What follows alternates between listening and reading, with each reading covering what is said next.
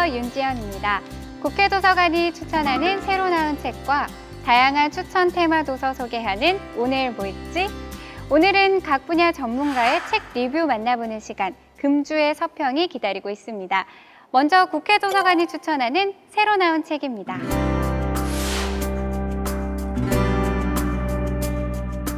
2020년 키워드는 무엇일까요?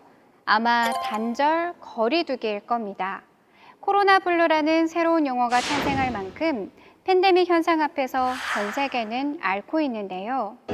하지만 인류 문명의 위기 상황 앞에 도올 김용옥은 2500년 전의 철학자 노자에게서 그 해답을 찾을 수 있다고 말합니다. 그에 따르면 문명이 발달하면서 인간의 욕심으로 자연은 파괴되고 결국 코로나와 같은 변종 바이러스와 지구 온난화에 인류가 직면하게 됐다는 것이죠.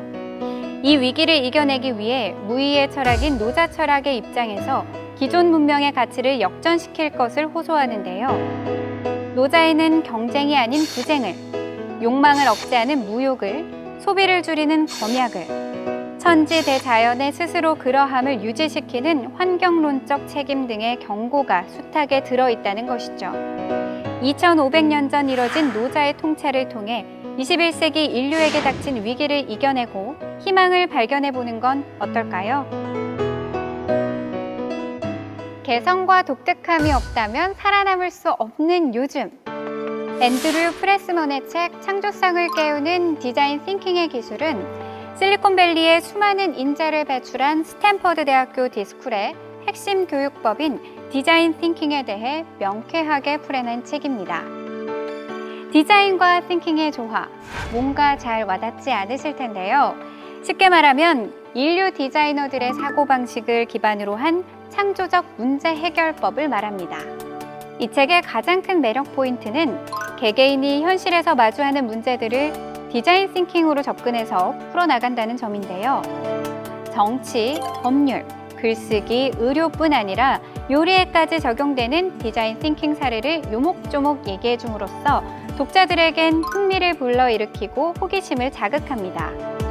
일상에 즐거움 한 스푼을 더하고 싶으시다면 이 책을 만나보시길 적극 권장합니다.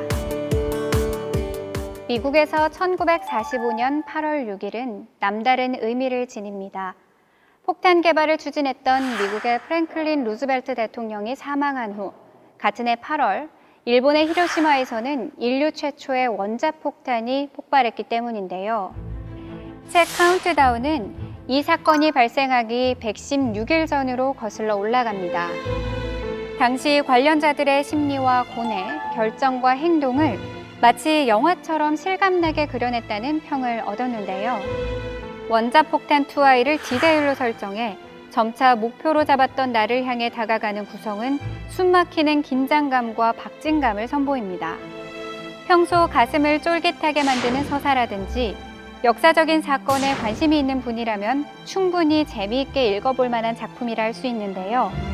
급작스럽게 최고 결정자가 되어버린 트루먼과 맨하튼 사업을 진두지휘한 물리학자 오펜하이머, 그리고 원자폭탄 투하 임무를 맡은 티베츠 대령과 원자폭탄 사용을 반대한 호니그 과학자 부부 등에 이르기까지 전례 없던 무기 사용에 대해 끊임없이 고뇌하고 고강도의 훈련을 거듭했던 사람들의 이야기.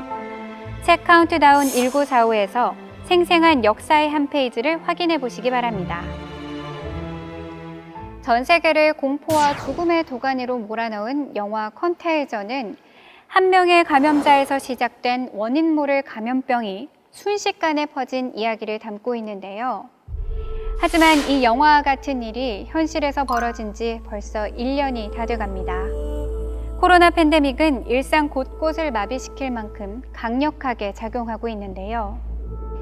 생각해보면 바이러스는 45억 년 전 탄생한 지구에서 어떤 생명체가 탄생하기 훨씬 이전인 30억 년 전부터 세균과 함께 존재했습니다. 그런데 문제는 우리 눈에 보이지 않는 이 바이러스가 우리와 공생한다는 점인데요. 그렇다면 이러한 환경에서 우리가 살 수 있는 방법은 대체 무엇일까요? 지피지기면 백전백승. 먼저 코로나 바이러스에 대해 정확히 알고 그에 대처할 방법을 찾는 겁니다. 결국 예방 백신이 개발되는 것과 접종 등으로 우리 스스로를 지키고 면역력을 키우는 뻔한 답변을 내놓을 수밖에 없지만 적어도 준비를 하는 것과 하지 않는 것엔 큰 차이가 있다는 건데요. 이 시기를 현명하고 지혜롭게 극복하고 싶으신가요? 그렇다면 책 바이러스 면역 특강을 통해 적을 알고 철저히 대응하시기 바랍니다. 독서의 길잡이가 돼줄 전문가의 서평 만나보는 시간, 금주의 서평입니다. 이번 주에는 어떤 서평이 준비되어 있는지 만나볼까요?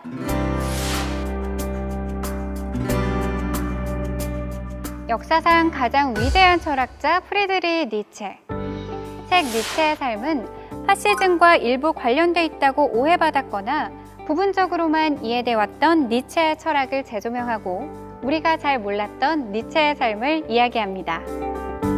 이 책은 한 편의 소설처럼 니체의 생애를 잘 이야기하고 있는데요.